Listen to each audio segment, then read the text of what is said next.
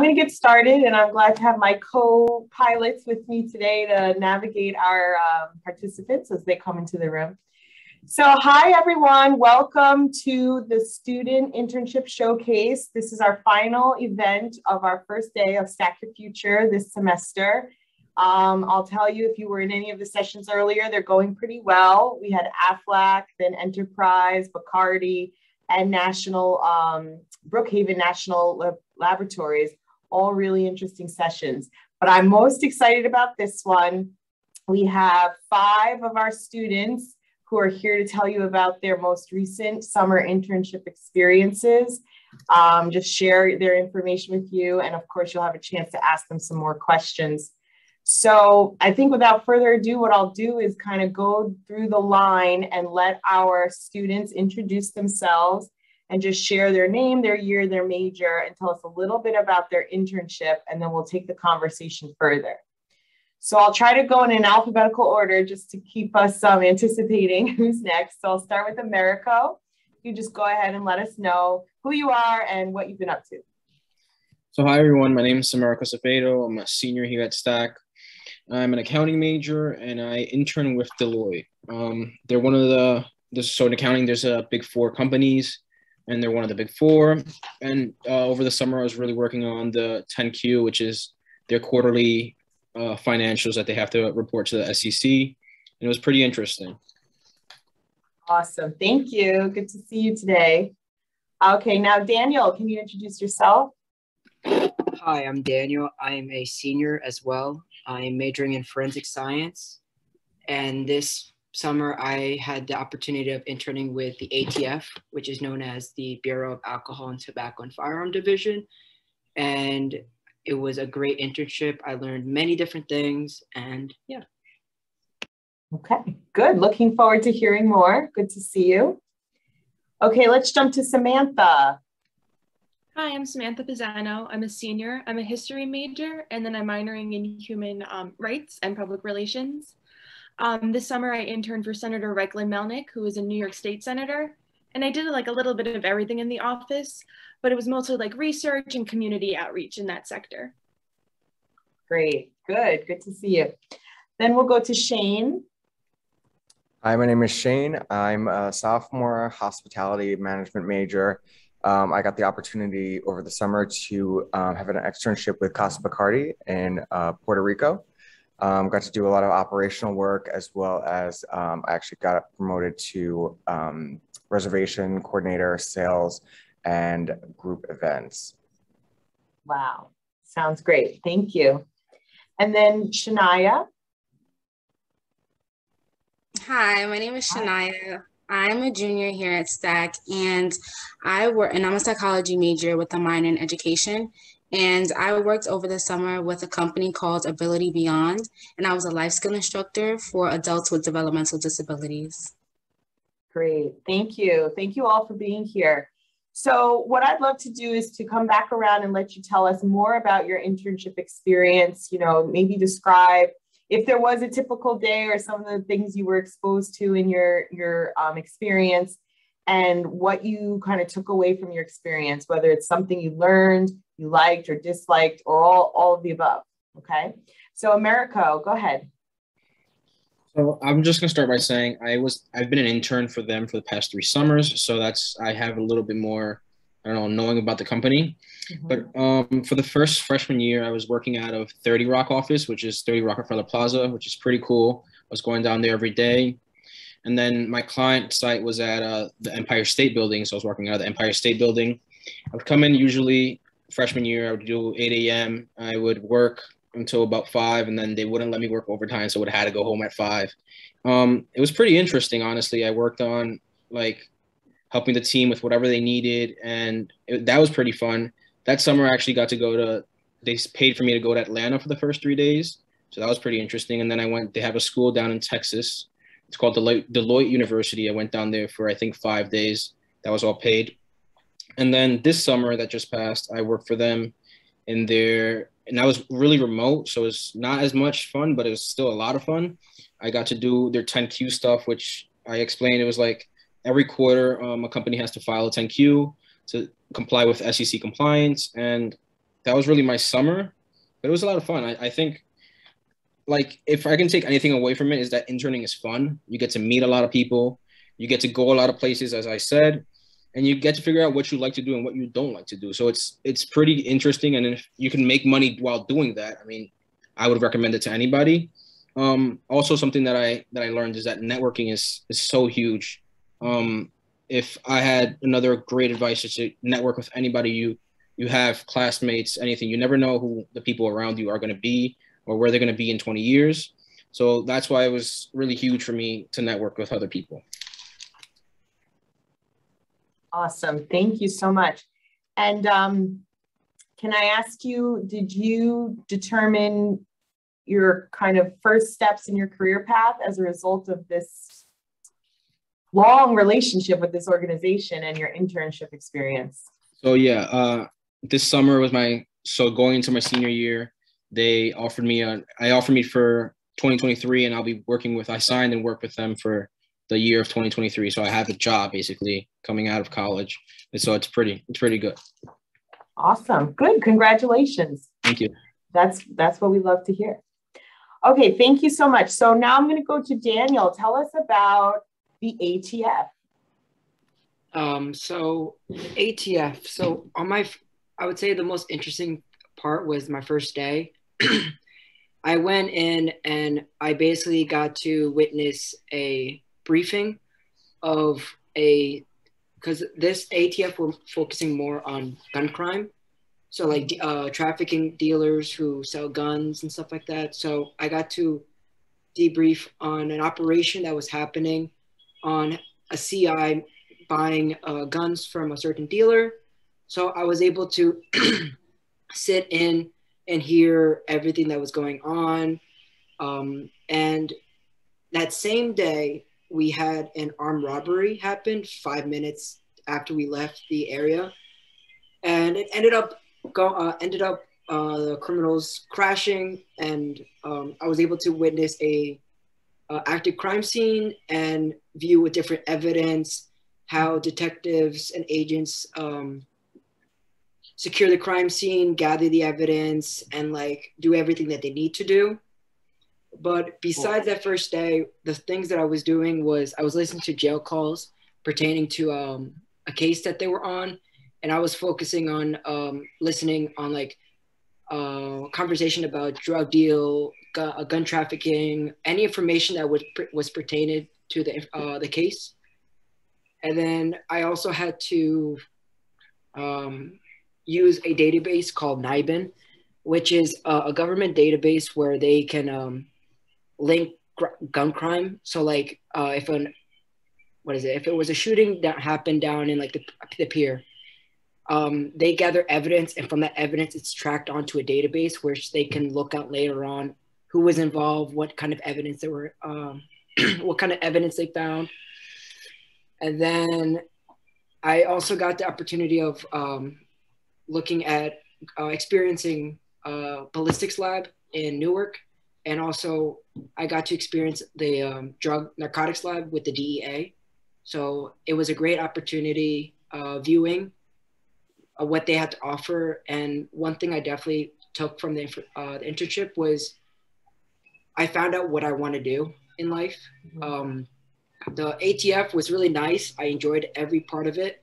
It was more criminal justice based, which I liked it, but it wasn't my go-to. So I found out like I didn't want to do that part, but I did find out that I want to do more the science base, which led into the DEA. And yeah, that's what I take from that. And then I definitely recommend taking internships because like I said, it helps figure out what you want to do. Mm-hmm. Thank you. It sounded like a really well-rounded, kind of robust exposure to different areas. And I think it's great that you kind of figured out your next steps in terms of direction or a closer focus for you. And then also with the DEA, I got the opportunity of hearing an internship that they had, and I did apply for it. So that's going to lead into another internship for the spring and then end up leading a job afterwards. Right. Fantastic. Thank you. Okay, let me go over to Samantha. So tell us about your experience with the senator's office and a bit of what you learned and took away from your internship experience. All right, so at the beginning, we all kind of just started like answering the phones. And then from there, we went into like our specific areas of interest. So for me, I went into community outreach and like constituent services. So I was able to actually help the people that were calling on the phones take down their complaints and their issues, anything that they really needed help with. So this summer, like one of the major things was unemployment, a lot of people not getting their unemployment and needing help getting it. So I was able to actually contact the people at unemployment and actually help them through with that. So at the beginning, it was really taking that down and just kind of getting the information. But at the end of it, I was actually able to like go out and actually go to a school that needed help and help with that. So from just getting down the information to actually going out into the field and helping them. So that really like made me learn what I wanted to do, like being able to help people and see how it impacted them. So that was probably the biggest thing that I learned, is to know what field I wanted to go into. I always kind of knew that I wanted to go into nonprofit, but I wasn't really sure in what sector and how I could really help. So that was probably the biggest thing. I would also say, like, don't be afraid to ask questions. I really learned that because that's how I got into being able to go into community outreach. I just kind of asked around to see like the actual, like what went into that. So I would say just like advocate for yourself also. So that's really what I learned during it. Wonderful. Thank you. And do you feel like you were saying nonprofit, but are you interested in maybe continuing working in a government setting? Yeah, this is where I really learned that. So like I thought it was more nonprofit, but now being in the office and seeing how much help that they really do, that's what I learned from that. Wonderful. Thank you.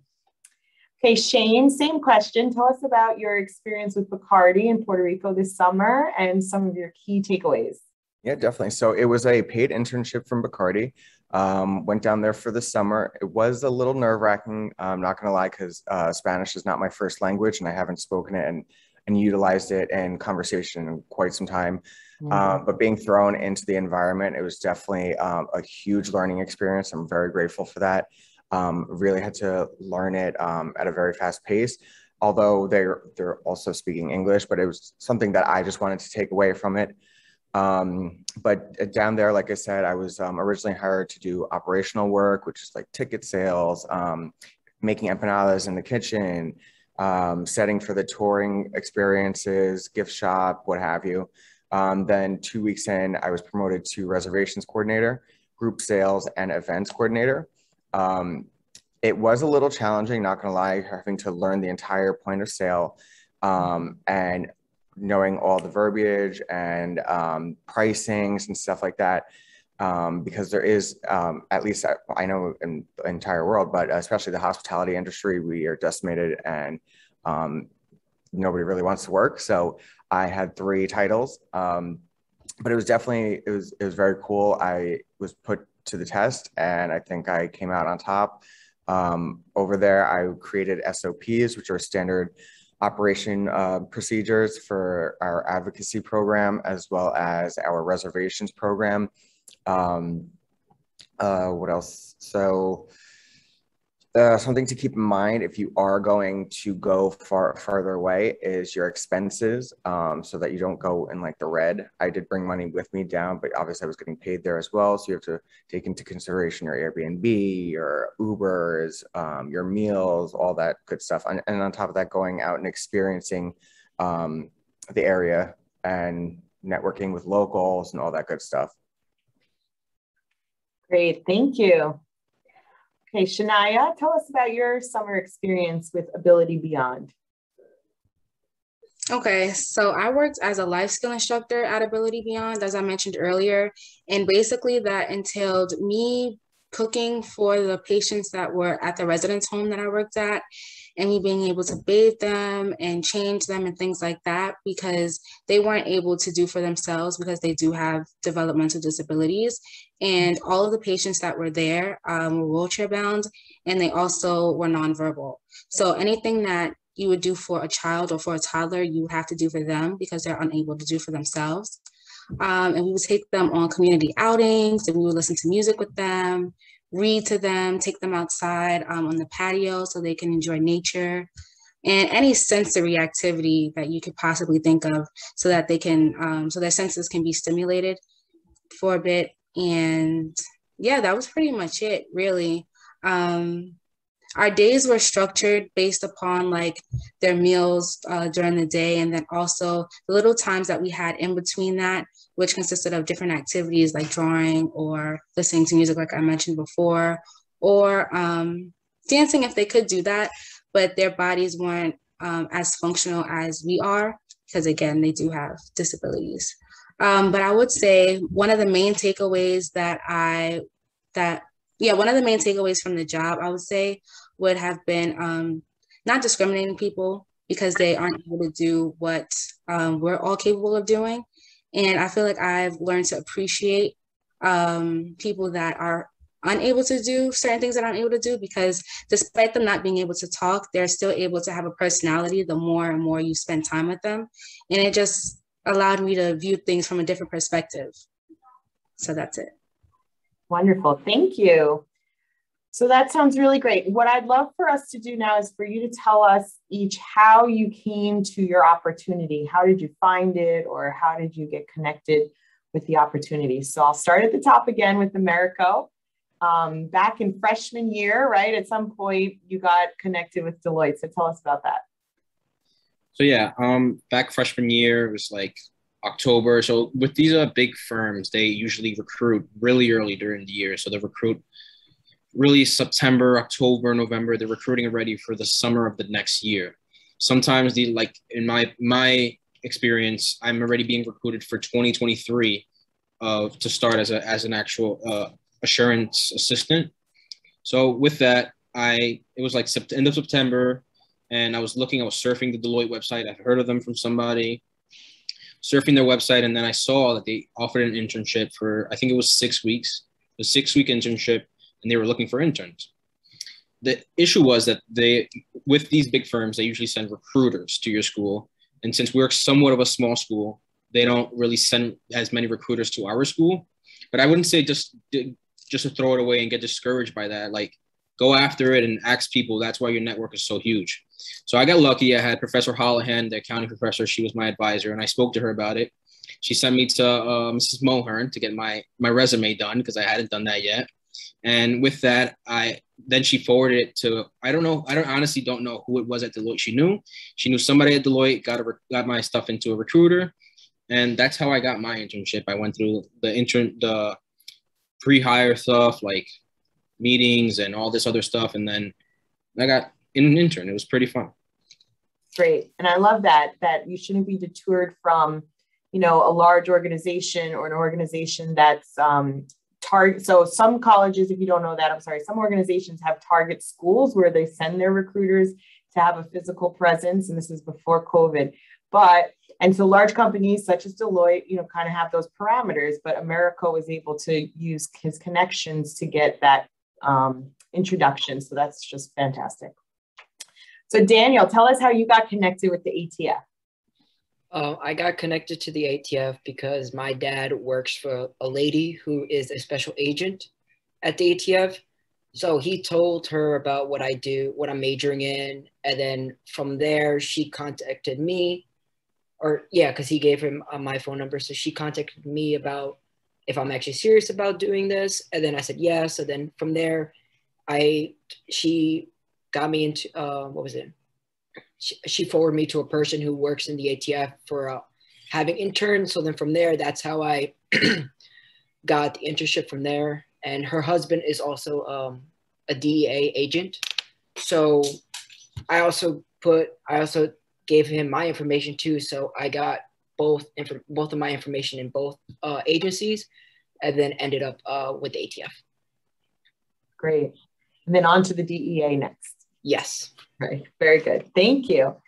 All righty. Samantha, same question. How did you get connected with the senator's office? I took one of Dr. Sewell's classes last year, and she had heard about this, and she emailed it out to the class. I emailed her back and told her I was extremely interested in it. And then I just had to send her my resume, a cover letter for the internship. And then I got put into contact with the director of the internship. So that's really just how it went through my class. Great. Thank you. And then your interview process, was it pretty straightforward? Yeah, the director of the internship just gave me a call, just asked me a few questions, and then we set up the times and everything from there. So it was just a few weeks throughout the summer. I'm pretty sure it lasted for 3 months, and she just went through all that information with me. Mm-hmm. Great.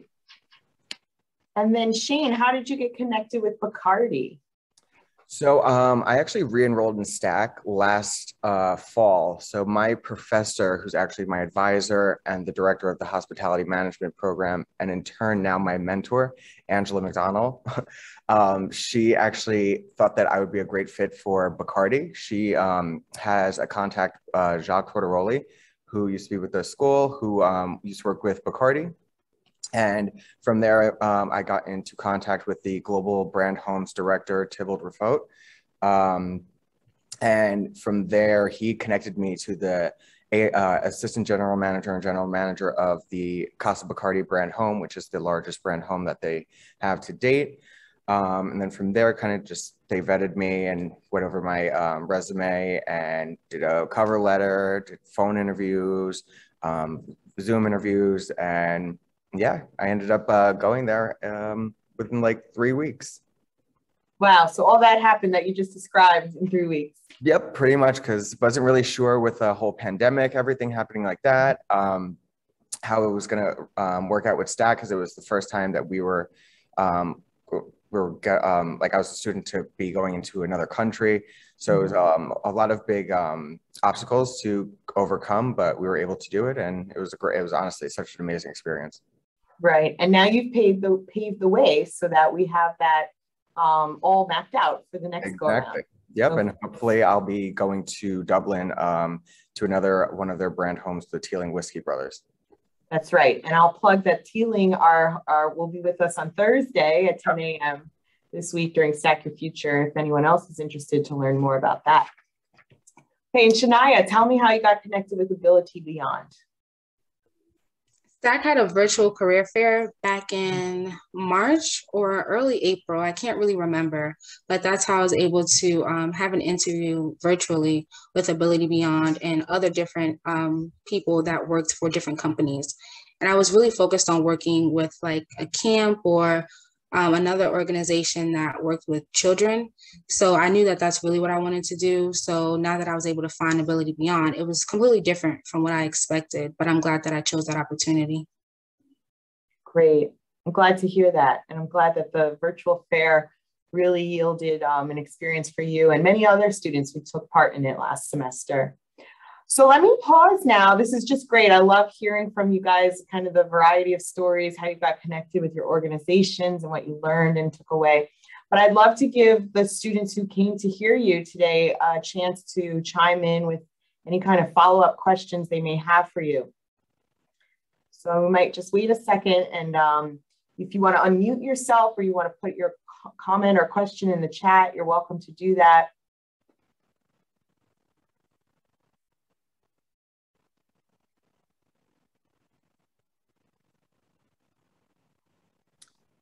I have a question for everybody. So what was your biggest challenge in your internship? Like what was like one day that really made you think like, oh, I really don't want to do this. I want to go home. Like what was like one of your biggest obstacles that you had to overcome? Great question. I can start with that one. So my freshman year, you're coming out of like freshman year of college. You're like, what is going on at this place? I don't know anything that's happening here. So I was an intern. I was working out of the Empire State Building, and I mean, it was really interesting, but at the same time, it was a lot of like back end work. So I wasn't really doing a lot of stuff. So a lot of days I was just sitting there, just waiting for somebody to like give you something. I mean, I should have taken the initiative and gone out and said like, hey, like if anybody has anything for me to do. But it was just like some days it was really, really slow. And I can understand they also weren't preparing for anything yet. So it was just a lot of back end work. And sometimes it was really hard to just sit there all day and do nothing, but it happens. I mean, just you have to get through it. Thank you. And I think Shania wanted to add to that. Yeah, so there was a point in time where my coworkers were very rude to me, and I had to talk to my manager about it. So having to experience that was very disheartening because, I mean, I wasn't there to intimidate anybody, but these women were much older than me. And so I really had to learn how to like stand my ground and not be intimidated by other people at the work site. And it's very common for people to be mistreated by their coworkers. So being able to advocate for yourself and speak to those who are able to protect you in environments that are hostile is very important. So that was something that I went through and I was able to overcome.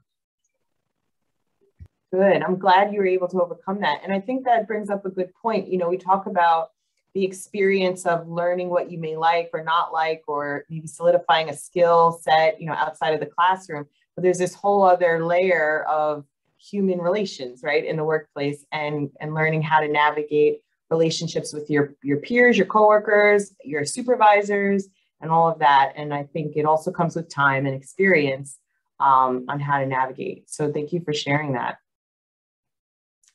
Looks like there might be a question in the chat. Yes. No. Just kidding.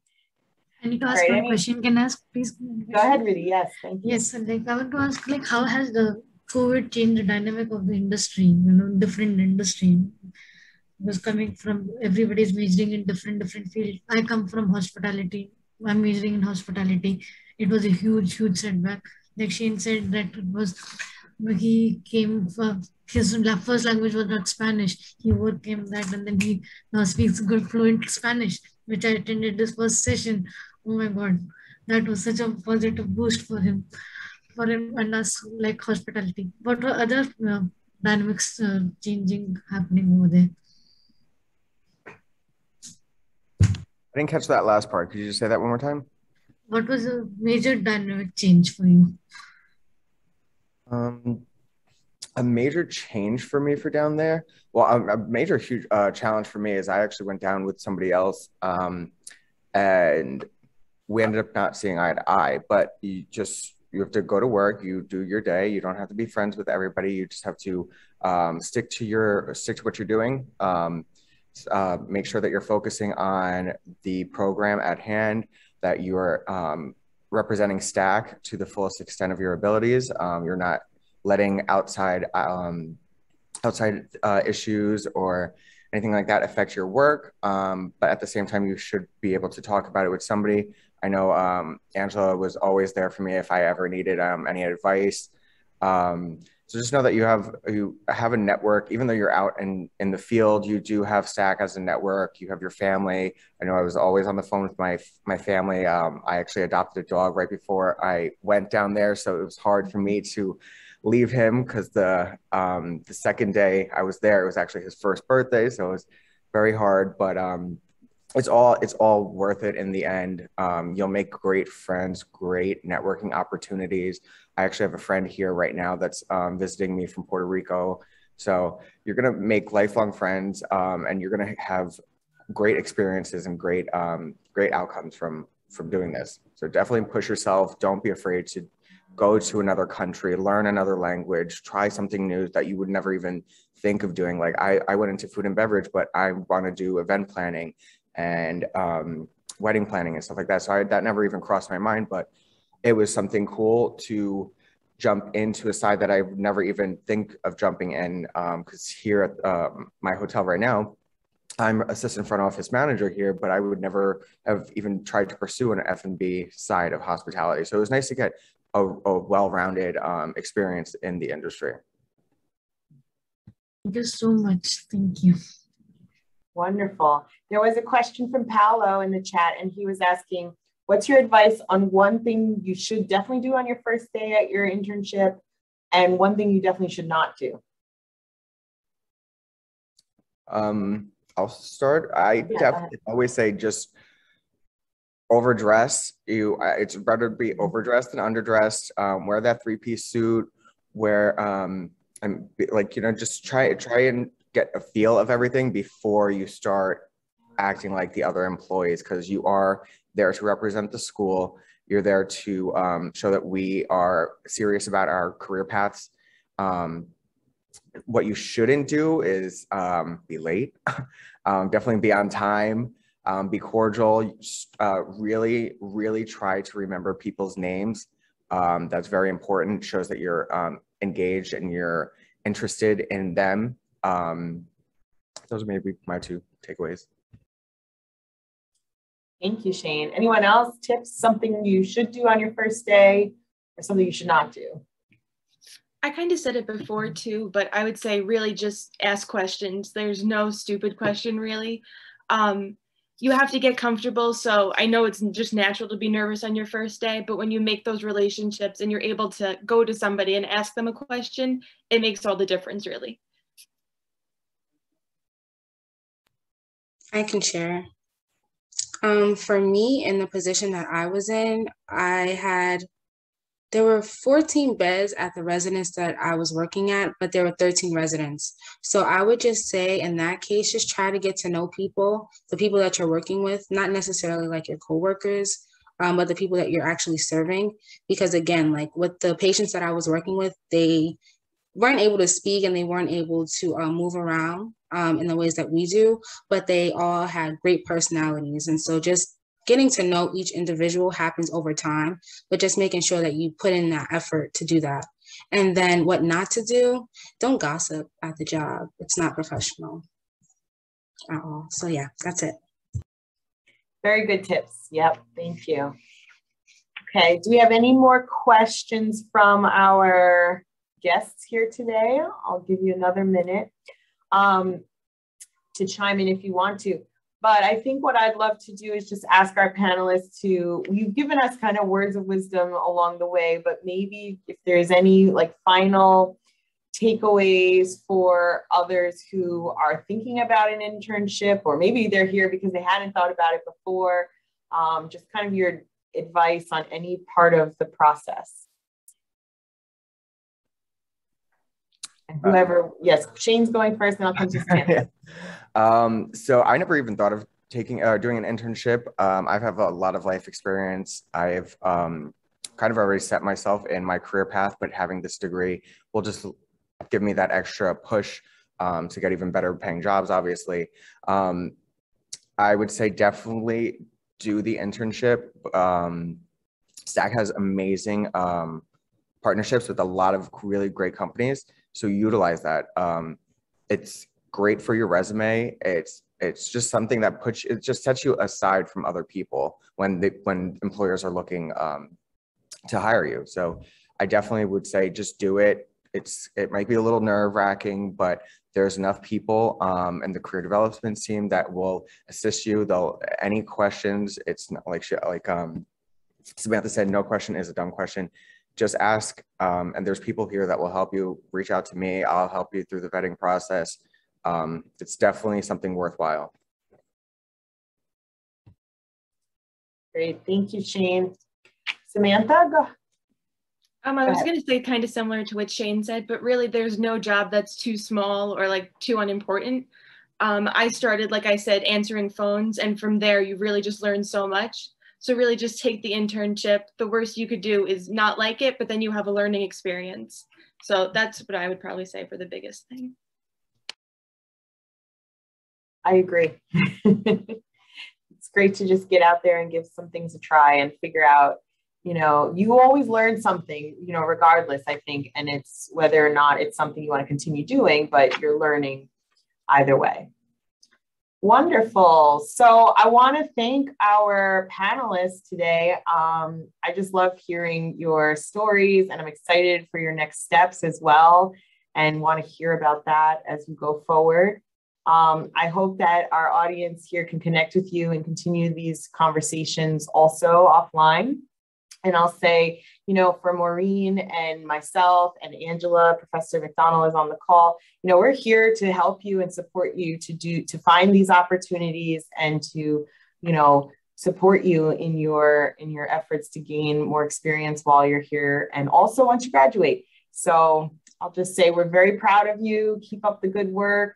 And thank you all for coming out today. And I hope to see you throughout the week at our upcoming sessions. And thank you. Shania's offered her email address in the chat if you want to continue the conversation. So thank you, everyone. Thank you very much. Have a great afternoon and see you soon.